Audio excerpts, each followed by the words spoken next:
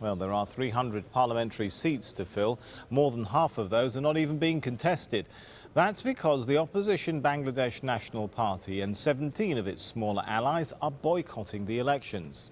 That means the ruling Awami League party is running almost unopposed. Around 50,000 troops have been deployed across the country. The European Union, the US and Commonwealth nations haven't sent international observers to monitor the vote because they say the conditions aren't conducive to a free and fair election.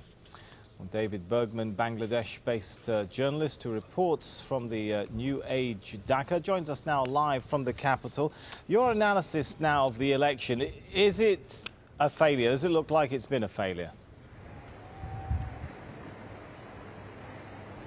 Well, it will be considered a success to some extent by the government. The very fact they've been able to organize this election, many people thought they wouldn't be able to do it or thought that the BNP would prevent them from organizing it. So to some extent, the very fact they've managed to hold it will be seen as a success from the government's point of view. But obviously, as you've noted, the turnout will be very low. The international community does not believe this to be a credible election.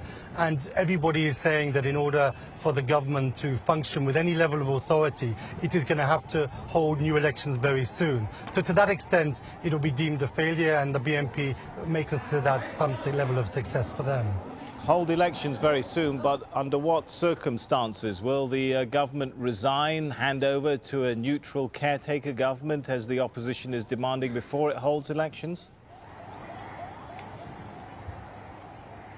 Well, the government is in a strong position after the election, obviously. I mean, although everyone understands that there is not much legitimacy in the actual poll, they remain in power. The army is not willing to take any steps. The civil service is under their control, and other parts of the administration.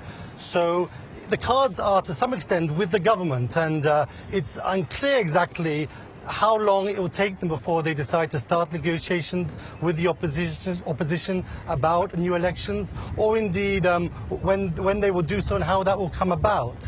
There will obviously be a lot of international pressure on them to do so, but that stands it's not enormously powerful in the context of Bangladesh at the moment, and the pressures internally, the opposition is quite weak.